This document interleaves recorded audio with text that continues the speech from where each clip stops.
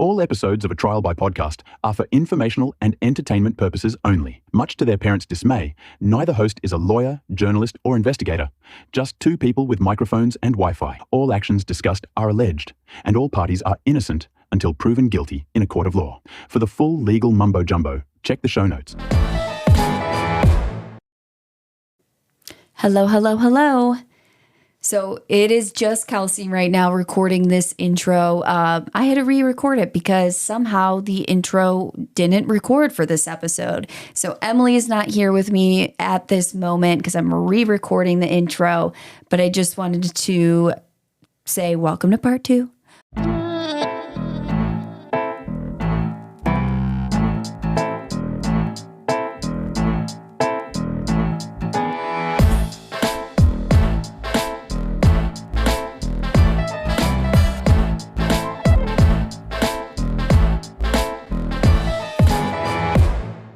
Welcome to the bonus episode this week. Happy to have you here.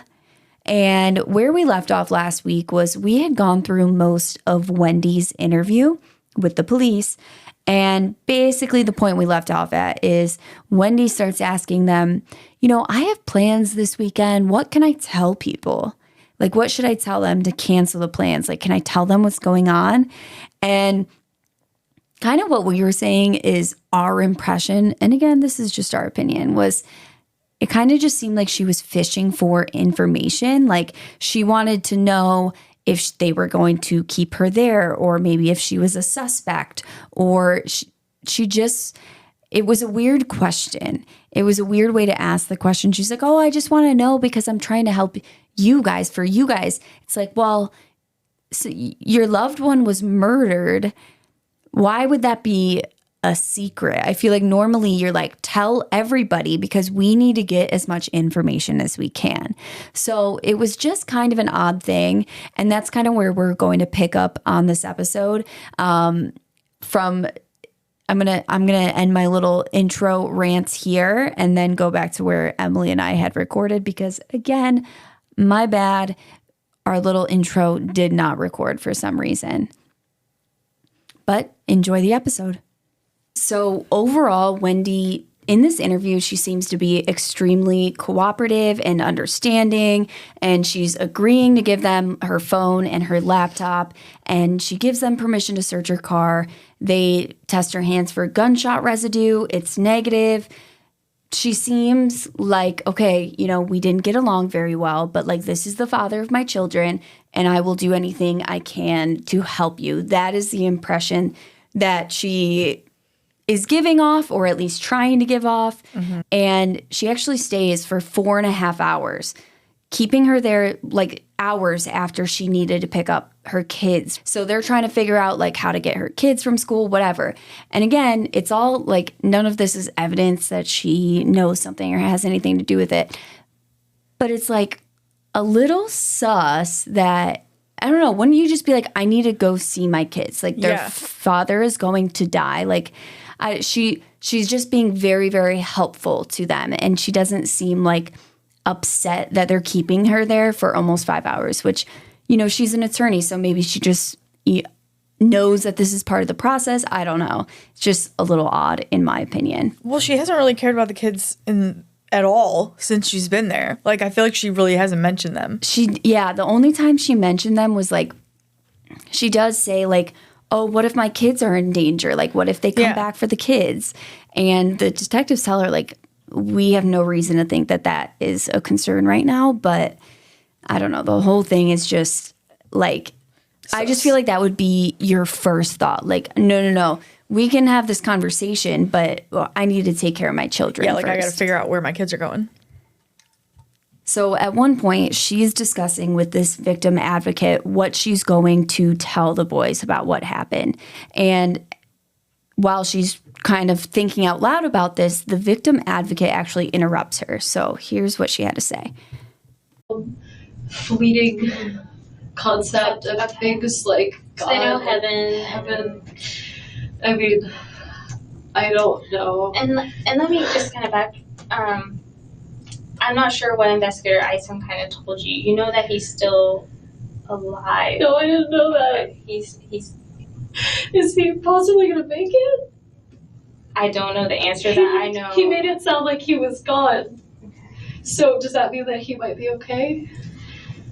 You don't know. don't think, from what it sounds like, I don't think he'll be the same. Okay, but he might make it. I don't want to give you that false hope. I'm sorry, I just thought he was gone, and now I don't know what to tell. It's sort of a game changer. I know, and that's why I was kind of asking you. I didn't know that. He made it sound like he was gone. I don't think it's good though. I know that's sort of what he said, but I assumed he was saying that like euphemistically. And that's why I'm kind of because I don't want to be misleading in this Is there any way to conversation. find out because if he might be okay, like I want to bring the kids to him so they can. And that's kind of stuff we'll talk about in a little, but let me ask him. I just think that's different, right? Like if he's not going to make it and he can see the kids one more time, then he should see them. So is there are we getting updates from the hospital? They have been, they were at the hospital. Obviously, when, something like this happens, they do go to the hospital. How did this, so when it happened, did someone call the police because they heard a gunshot or something? How would they know did he call the police? How would they know to take him to the hospital? I don't know the answers to all these, and I'm not, I'm going to when Investigator Eisen comes back in here, I'll let you kind of ask some of those questions. Okay. Okay. Little, but let me ask him. So Wendy's now, this is... She's like, fuck, he's going to be okay. It's almost 2 hours into this interview. And then this is when the victim advocate is like, oh no, he's not dead. And because I think what the investigator had originally told her was, he was shot in the head. They rushed him to the hospital and he's not going to make it. Mm-hmm. And I think she thinks because she's 2 hours into this interview, he's already dead. Gone, yeah. And so when they're like, no, I'm like, how did you not catch in the beginning that he wasn't dead? I don't get that, but that's just me. But yeah, I guess I just wanted you to hear her reaction to, because she does seem surprised. Oh, yeah, she does. She's like, oh shit, he's still alive. Fuck, is he going to be able to, is he going to actually make it out of this? Now, that's scary. Right. And I don't want to, I'm trying my best not to overdo it with these clips, but when you spend I've probably listened to audio and watched videos on this case, probably 20 hours worth of it. I would do it 1.5 speed, but 20 hours. So it's really hard because you're just sometimes it's just the way they say things or whatever. So I'm trying not to make it boring and just put too many audio clips. So I'm going to kind of explain to you what happens next. So actually, wait, I am going to play you one more audio. I'm sorry. So this conversation she has with the victim advocate where the advocate's actually, wait, this is after the detective had stepped out of the room. I don't know what he was doing, but he comes back in and she has just been informed that Dan is still alive and the victim advocate doesn't really know what's going on. So she's like, I don't think it's good, but she doesn't really know if he might make it or not. Mm-hmm. And when the investigator comes back in, instead of immediately asking him to clarify what's going on with Dan, Wendy cracks a joke first. So let's listen to the joke. All right. I'm trying to keep you informed as much as possible. Thank you. I'm trying to be in a bunch of places at once. My grandmother once said you can't have your tuchus in two places at once. So That's true. That's true. I'm losing my mind over here. Okay, this is the thing. All right. I'm my understanding. Okay, I'm going to give you the. Let me do it backwards because this will be easier, or not backwards, but the other way. Is he still alive? Clinically, he's not going to live. What does that mean? He has a severe he has a severe brain injury. So much shot in the head. It's apparently there's too much damage to recover from it. Okay, that's why we need to get a hold of his brain, right? Recover from it. Okay. So the investigator comes back in. And she's like, wait, tells him she needs clarification on what's going on. He starts explaining it to her. And he's like, well, how do I say this? And she goes, well, or I don't know what he was saying. He was like apologizing for stepping out of the room or whatever. And she goes, oh, my grandmother says you can't have your tuchus in 2 places at once. And I'm like, not the time or place, ma'am. Here's the thing is, for a joke. I tell you guys all the time, I'm the type of person, dark humor makes everything better. I think that if I were in her situation and I genuinely had nothing to do with this and I'm sitting there for 4.5 hours, do I think I would have cracked jokes in that 4.5 hours? Absolutely. Absolutely. I think that's how I handle hard things. But when you're trying to get an answer out of whether there is a chance he is going to live, I don't think I would have cracked a joke in that moment. I think I would have asked first. Like, that is so weird that she like kind of interrupts him. Uh-huh. Odd. Yeah. The whole thing is weird. And he's just like, it's just they're like having right in a that. very lighthearted conversation for not a very lighthearted topic, in my opinion. Like, right. She's making it very lighthearted.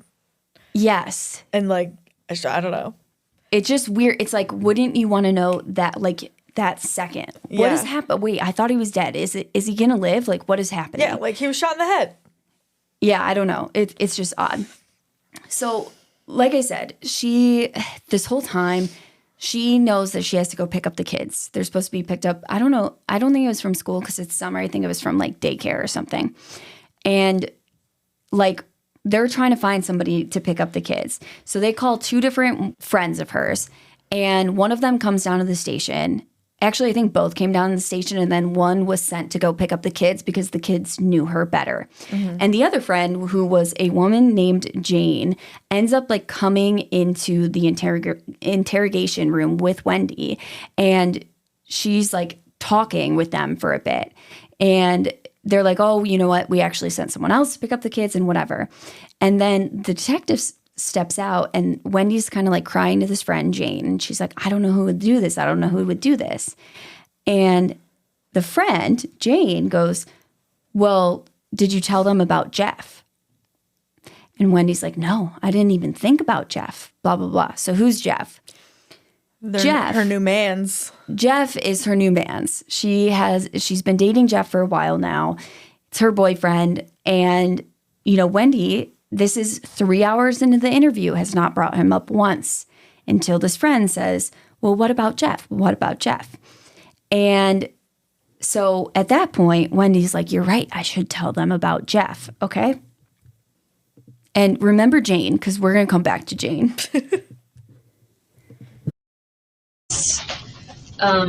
End of October, Jane actually set us up, which is why Jane thought of him first. And Jane and I had a long talk earlier this week. We went on a walk together and talked about, I wasn't really sure I wanted to continue dating him. We had like a fight at the end of June, and it was weird. And then I went away for 2 weeks and just got back. And I asked him to just no contact for a week just so I could kind of figure out whether I wanted to be with him or not. When did you ask him that? Monday night after yoga. I sent him an email Monday night. Yours or his yoga or both? I don't know what that means. I went to a yoga class. Who went to yoga, together or? Like together. Okay. Some guys like yoga. I'm not judging. I'm just asking. I go to yoga, or I and used Jeff to, goes too? And he would go with me sometimes. So Monday night after yoga. I sent him. This past Monday. This Monday, okay. Yes, July 14th. Okay. I just sent him an email and said, my heart is really heavy and I'm having trouble figuring out what to do. It'd be a lot easier if I just didn't have any contact from you for 1 week, and then we'll kind of figure out where to go from there. And so I haven't had any contact from him. Was he amicable to that, or did he? He didn't respond to it. I said, I'm going to take your silence as acceptance. And oh, okay. You were in person telling me. No, I emailed him after yoga. He'd been like, let's go out tomorrow. Let's go out the next day. And I have a hard time saying no. And so I didn't say no in person. And then later I wrote him and said, I really just need a week of silence to get some clarity on where we are. Okay. So he never responded. Still has not responded. The only response I had is that I bought some presents for Ben for his birthday when Jeff and I went to Destin one time and he had them at his house. And so he brought them. I came to work and there was a bag of the presents from his house. But I had asked him at yoga, I said, when you get a chance, I'm really going to need you to bring those presents because I don't have the boys this week and I could wrap them. And so he just brought the presents so I could wrap them. When did he bring them? It must have been Tuesday morning at some point. I think I'm not in the office like 9 to 5 right now because I just finished teaching and students are out of session. And so I have writing deadlines. So I work sometimes from home or from a coffee shop. And so I rolled into work sometime mid-morning and they were there. So I don't know what time he was there, but I could ask my assistant. So some more unnecessary information. So Jane brings up Jeff to Wendy.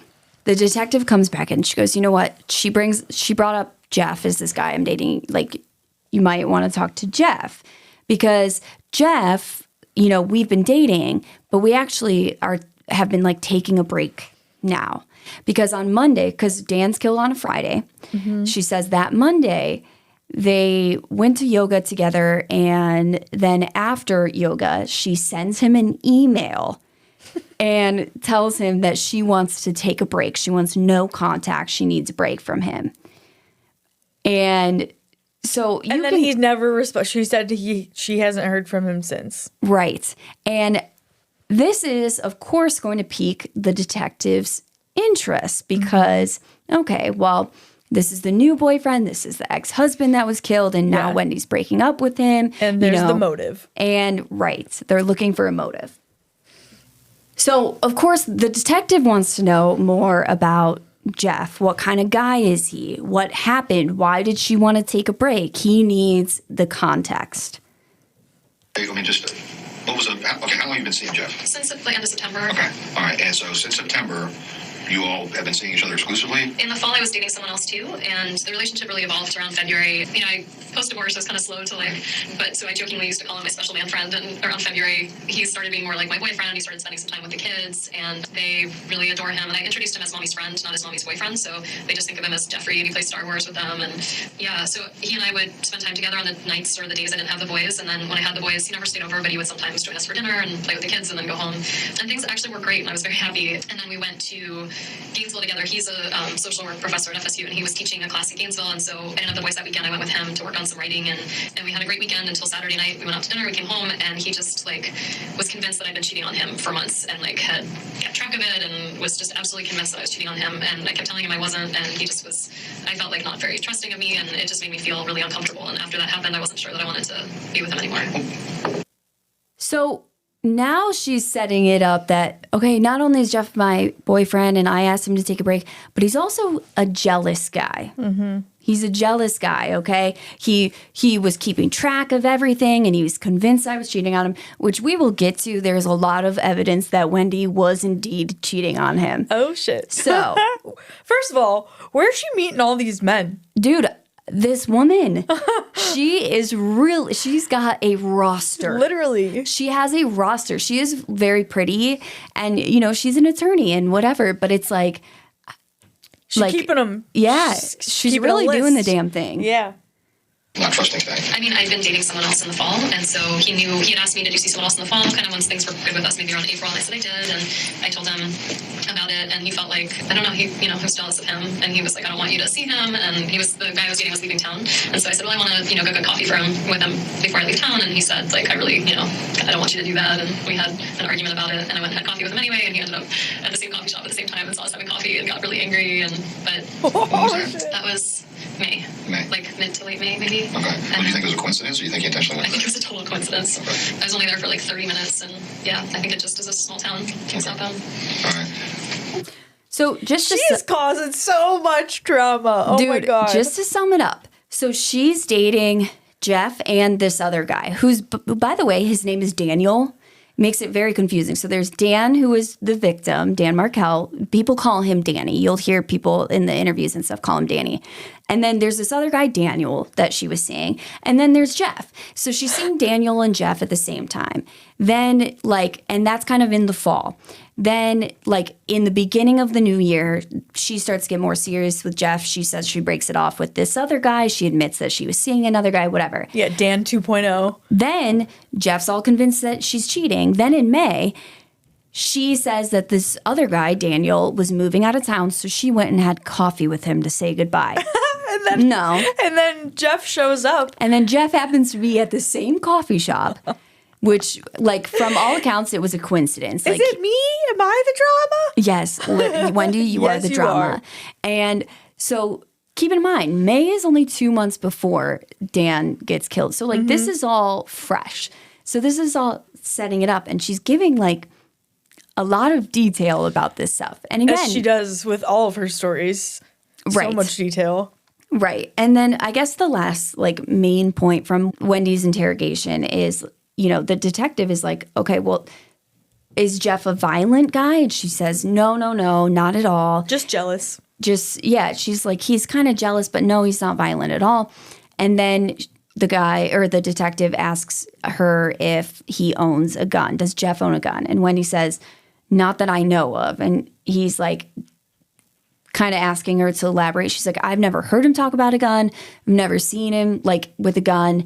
She's like, as far as I know, he does not own a gun, but it is possible because they would always spend time together at Wendy's house. Like, she only went to his apartment once, and they would always be at Wendy's house. So she's like, it's possible. I think he had been in the military at one point or whatever. But as far as she knew, he didn't. Now, with that, Jeff was, like, next on the list for police to talk to. Mm-hmm. And we will get into the details of Jeff's interview next week. But the main thing that I want you to know in the meantime, because I like to create suspense in our episodes, but I try my best not to, like, point to innocent people and make them look like more of a suspect than they are. Mm-hmm. So I want you to know that Jeff has a solid alibi. He was not in town when this happened. He was, I believe it was in Tennessee. So he has a solid alibi. We're going to get to his interview because it is very, very interesting. Ooh. Very interesting. Ooh. But there's more I want to tell you. In the meantime, we will get to that next week. But just know, I don't think Jeff had anything to do with this. Okay. Sorry for the spoiler. I hate to ruin the suspense, but it's the right thing to do. That's all right. I didn't think Jeff had anything to do with that anyway. So the next day after he was shot, Dan passes away. And the investigation at this point officially becomes a murder investigation. And while Wendy's interview left police with a list of people that they needed to talk to, their hottest lead on the case, because they're like, yeah, we got to look into this Jeff guy. We got to look into Charlie making jokes about hiring a hitman, all of that. But they had to follow the evidence as well from the scene. So the hottest lead that they had was the car that was seen fleeing the scene. And this was a metallic light green Prius. So the color of the car made it a little bit more identifiable. I like that. Made it a little bit more identifiable than the average car. So police were hoping that the car would lead them straight to their killer. So they started by pulling CCTV footage from Dan's route that day. And in the footage from his gym, they see a light green metallic Prius, and they notice that it has one dark colored side mirror. So the whole thing's light green, but then one of the side mirrors is dark colored. So you can tell. He got a Wish version of that replacement side mirror. You can tell that it's like the side mirror had been damaged and it had been replaced. It did not match the original vehicle. Now, footage from multiple stores as well as a bus show this car over and over again that day, following Dan all morning. So they're looking for Dan's car. We got a stalker. Yep, they are stalking. Now, the car was seen again on CCTV footage driving away from Dan's home right after he was killed. Oh. Now, I don't believe that you actually see it leaving the home, but the direction is driving away from Dan's home, if that makes sense. It's enough for me. Now, unfortunately, though, even with all of this CCTV footage, they were not able to collect a single frame where the license plate was readable, which rendered each and every video relatively useless to them. So with no leads on the video, detectives did what they could. They spoke with Dan's friends and family. They followed up on each and every lead, but still, the case went colder and colder. And a year passed with no real suspect coming to light. Jeez. Then, on the 1-year anniversary of the murder, police re-released the images of the car, and they announced that the reward for the information leading to Dan's killer had been up to $100,000. So while reviewing the images, police noted the fact that the car had the weird side mirror on the passenger side. Mm-hmm. They also made a point to note to the public, it also had a SunPass toll transponder. So that's like their like interstate roads where you have to pay a toll. It's the automatic thing. It's a transponder system. So when you drive under the toll booths, they recognize it. It automatically opens up the toll gate. Yeah, like in Ohio, and I think Pennsylvania uses Easy Pass. Right. So it's basically like an Easy Pass. And one thing that they noticed, because at first when they reviewed all this video footage, they didn't notice the Sun Pass thing because it's just like a little box. And they started to think more about this, and they realized it's kind of odd for someone to have a Sun Pass in Tennessee in Tennessee. It was kind Tallahassee. Thank you. It was kind of odd for someone to have a Sun Pass in Tallahassee because they didn't have a lot of toll highways there. And with that, they were like, we need to expand our search for this vehicle. It might not be a vehicle from Tallahassee. So they expand the search for this vehicle to all of Florida. And with that, they find one vehicle that matches the description. It had a toll pass and it had a passenger side mirror that had been replaced. Now, this car belonged to a rental car agency in, you guessed it, Miami, Florida. Ooh. And its toll pass had indeed been scanned near Tallahassee just before Dan's murder. Oh, who rented the car? We gonna find out because records from the rental car company showed that the week of Dan's murder, the car had been rented by a man named Luis Rivera. And listed as a secondary driver on the contract was another man named Sigfredo Garcia. Now, listed on the contract signed by Rivera and Garcia were both of their cell phone numbers. So police pulled the men's cell phone data, and it showed that they had both traveled from Miami to Tallahassee and back the same week of Dan's murder. And at the time of the murder, their phones were in the range of the cell tower nearest to Dan Markel's home. In cases like these, I love technology. I will complain about it a lot because I'm not very technology savvy, but damn. I love when a phone record or cell tower gets somebody. Well, I love telling cases like this because this is the kind of stuff like where if this happened in the 70s, then none of this, this might still be unsolved because they wouldn't have all of the camera footage, all of the, the cell phone data it's all so, and we're going to get into it. There's a lot of technology that solves this case and I love it. So now the question is, who the fuck are Luis Rivera and Sigfredo Garcia? We haven't heard those names yet. And why would they want to kill Dan Markel? Well, both men had extensive criminal histories. Sigfredo Garcia, who was also known as Tuto, had a record that included burglary, strong arm robbery, drug charges, and carrying a concealed weapon. Tuto? You sure it's not Tuco from... I'm pretty sure it's Tuto because it goes along with Luis Rivera's nickname, which was King Tato. So we've got King Tato and Tuto. Tuto and Tato. So Luis Rivera was even more deeply entrenched in organized crime. He, like I said, is known as King Tato, and he was called King because he was a leader in the North Miami branch of the Latin Kings gang. So I believe the Latin Kings actually stem from Chicago, but they have like branches. They're franchising, okay? Oh, shit. And by the time investigators connected him to Dan Markel's murder, Rivera was actually already serving time in federal prison for racketeering charges. Oh. Now, again, the question is, why would two career criminals from Miami be targeting an FSU law professor who lived hours and hours away from them? Because yes, Dan Markel is an attorney, but he's more academic. He's not, putting a bunch of criminals behind. So, lacking any plausible explanation, the police concluded that the pair must have been hired hitmen, hired by the person who actually wanted Dan dead. So since Rivera was already in prison, the investigators began their questioning with him. He was easier to get to, easier to keep in a room. And at first, he denied any involvement. But when police presented him with damning evidence, which were photos captured by fast food drive-through cameras that showed him and Garcia very clearly in the car, and then all of the images of that car following Dan Markel and fleeing the crime scene, Rivera was like, all right, you got me. Again, I love technology. Yes. Now, dude, you are going to love it even more. It gets so crazy in this case. So Rivera told police that Garcia had initially approached him to be his partner on a trip to Tallahassee, claiming it was for a quote-unquote job. So Garcia's telling him, hey, Rivera, I've got this job. We have to drive up to Tallahassee. Will you go with me? And Rivera immediately assumes it's a robbery because that's what they do. They rob people.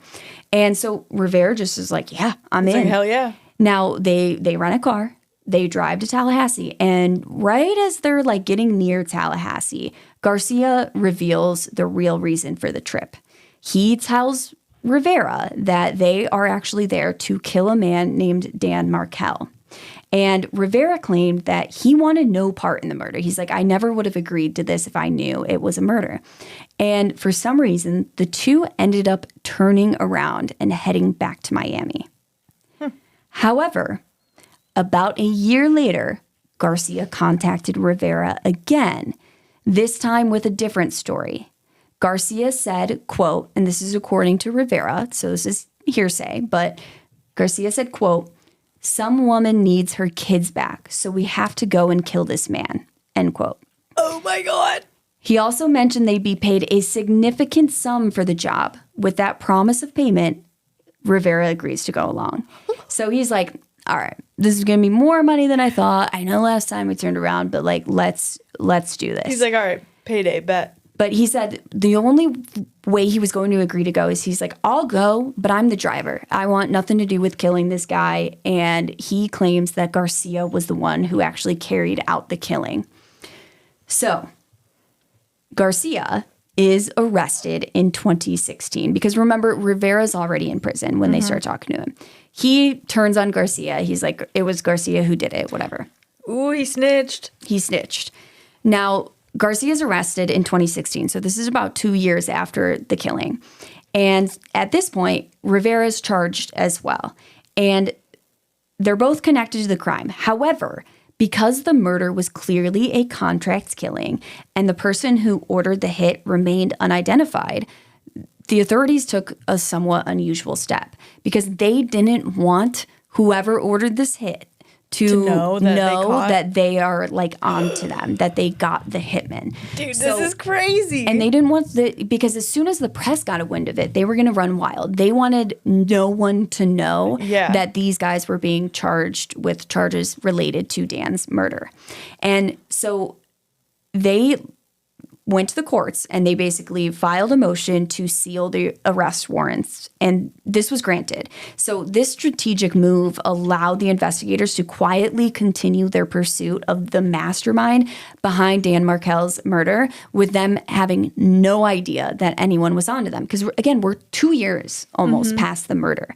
So they're probably thinking whoever it is, they're like, "Oh, I'm free. I'm good." They're nobody like, has any idea it was me. Yep, they're probably starting to settle back into normal life. So Garcia tells police that the person who asked him to kill Dan Markel was a woman. With blue eyes. A woman named Catherine Magbanawa. Oh, woohoo! That's a great question. And this is where when I told you guys in the beginning that this case is fucking crazy, this is what I'm saying, okay? There's going to be a lot of points where you're like, I know what's going to happen next, and I'm going to shock you. What's Wendy's middle name? Not Catherine Magbanawa, but good question. So Catherine, who is mostly known as Katie, was actually Garcia's ex-girlfriend and the mother of his 2 children. So according to Garcia, Katie was, quote, the one between the woman who wanted this done and us, end quote. Oh. And he says that Katie told him if he wanted her back because he was trying to win her back, she's the mother of his children, he loves her, that he had to do this for her. Sounds like a gang initiation. If you want to get back in my pants, you got to do something for me. Dude, right? Like, that's crazy. I would just be like, I'm good. I don't want it that no, bad. thank you. I'm okay. So, phone records showed that during their trip to Tallahassee, Garcia and Katie were in constant contact over the phone. She did not go with them. She's still back in Miami, but while Garcia and Rivera are making the trip. So, this further indicated her involvement in the crime. So the math is mathing. It's backing up his story. Okay. And Rivera later tells police that while they were traveling, he had taken a photo of an owl he saw and posted it on Instagram. Who? And who? Oh, no, it's better than that. Because when Katie saw this photo on Instagram, she freaks out on the men, basically like, you guys are fucking idiots, blah, blah, blah, blah. Take that down. I thought I was hiring professionals. Take that down. And Rivera reportedly responded, oh, so you guys can be texting and talking on the phone the whole time, but I can't post my hashtag owl sitting crisscross applesauce pictures? He said Uno reverse, bitch. By the way, that is when I read that, I was like, we're covering this. We're covering this. Because first of all, he's right. Like, all of these, a solid point. It's a good point because, whatever. But that just killed me. Now, here's the thing, though. The investigators, they didn't give a shit about this owl. They wanted to know if Katie was the one who paid them. Then who was the one who was paying Katie? Because Katie has no connection to Dan Markel. She's the middle woman. She is the middle woman. And there's a lot of middle people in this story. Oh, it's a people sandwich. Okay, Garcia does the actual killing.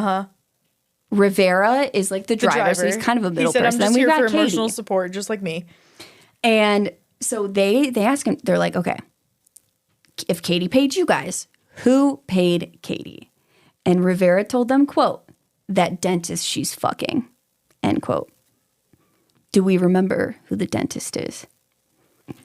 The dentist? We're going to get there.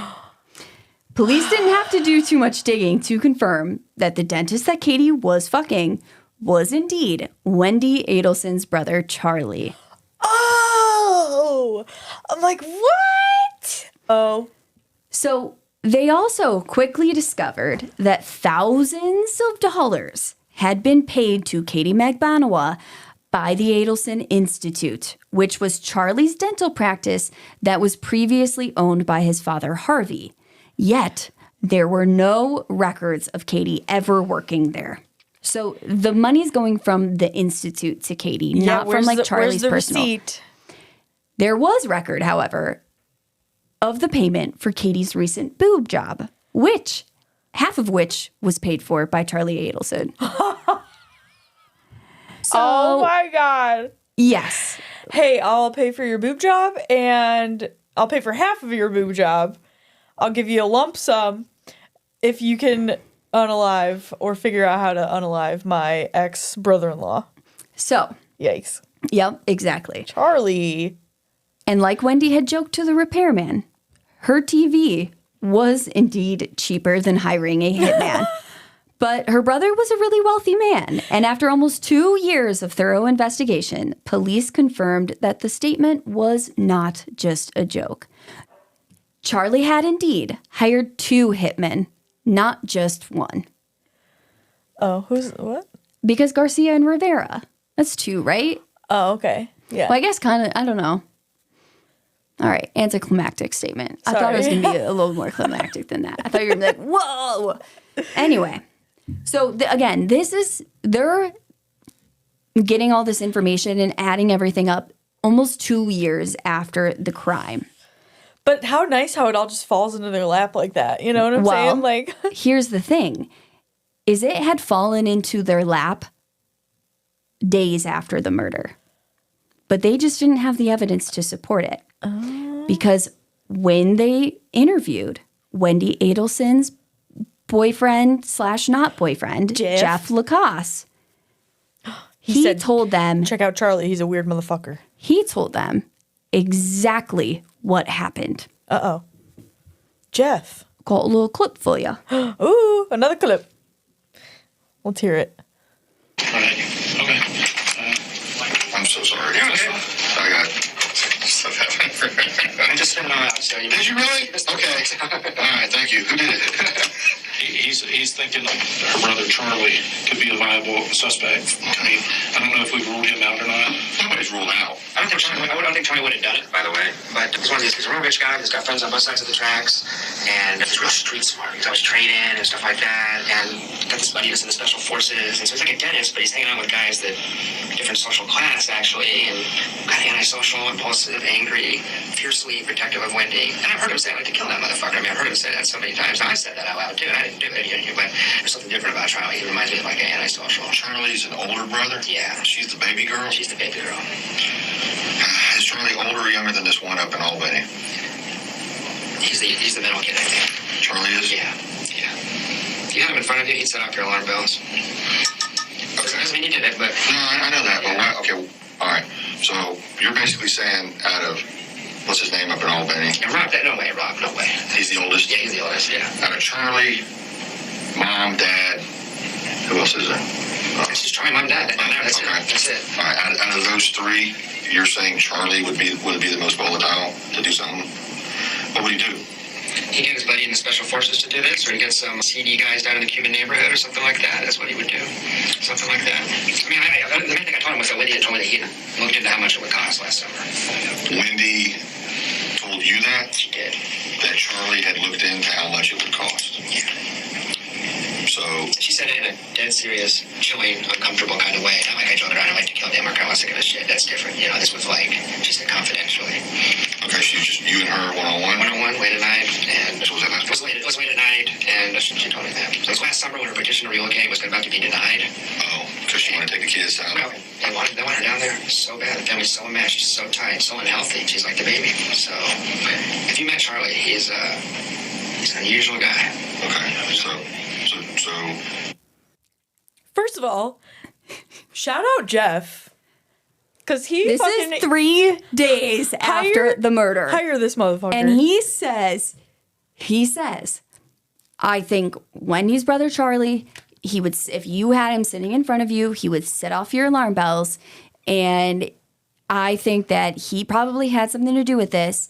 And then he clarifies, he goes, but he wouldn't do it himself. Mm-hmm. He says maybe he would have his friend from the special forces do it, or he would hire some seedy guys from the Cuban neighborhood.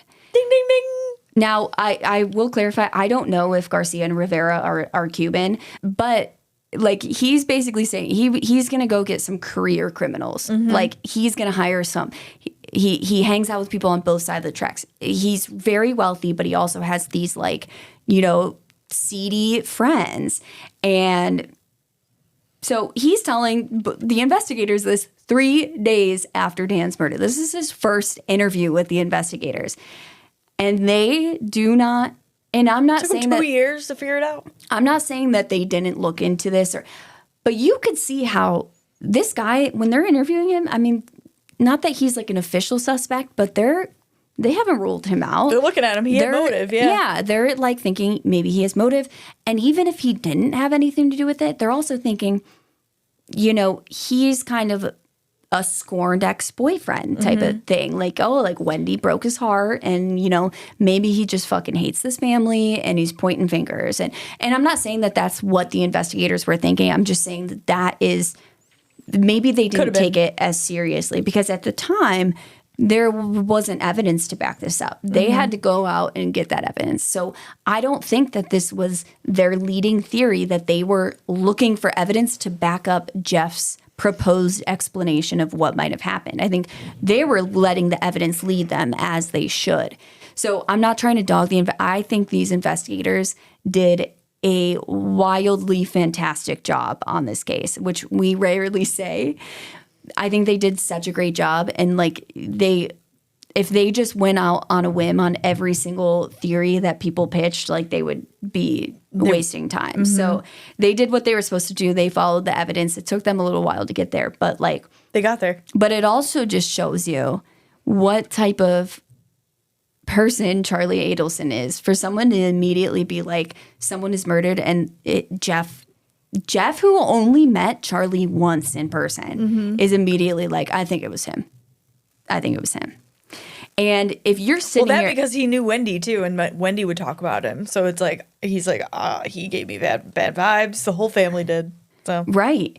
And if you're sitting here at this point thinking like, wow, that's a lot of people involved in murdering one guy. We've got Garcia, Rivera, Katie Megbanawa, and Charlie Adelson. You should just know that next week we will be adding even more names to this list. Oh, my God. And that is where we are going to leave off. Damn. This is getting wild. This shit is crazy. This is such a crazy case. And it's so horrific for Dan Markel's family. And I have like mixed, I don't want to sensationalize it, but it is, I think what is exciting about this case is that we can see what happened. We're seeing how they're solving it. And you have that, I don't want to come off as excited because, of course, what happened is horrible. But you get excited when you're like, they fucking got their cut. Yeah, you're excited for the justice to be served. Yes. So, like, I know that our tone is not, deep and dark and sad about what happened is horrible. But every people time do shitty things, but it's great when the right people get caught for doing the shitty things. Right. And here's the thing is, like, we always talk about, there's a twist or a turn or something you don't expect and it makes a story exciting. But the reason it makes the story exciting is because we figured it out anyway. Even though it's unexpected, it's like, well, now we know this for a reason because they figured out that this is what happened. And that's what makes it exciting is you're like, oh, you fucking almost got, you were leading people astray and then we got you, So, yeah. So, court is adjourned for today. Bye. Bye. Now, if you guys love the pod, make sure you're following us wherever you're listening so you don't miss out on any future episodes. And while you're at it, we'd be forever in your debt if you had left us a 5-star rating. For more content from us, you can follow us on Instagram and TikTok. Both are at A Trial by Podcast. You can also follow us on our Facebook and join our Facebook group. You can shop our merch by clicking the link in the show notes or visiting our website, atrialbypodcast.com. A Trial by Podcast is a fully independent podcast. If you'd like to help support us, you can do so by donating through the link in our show notes. The site we use for this is called Buy Me a Coffee, but don't worry, your donations will never be used for coffee or frivolous things, only for expenses related to running and growing the podcast. So thank you guys for your support. Thank y'all. Huzzah. Huzzah.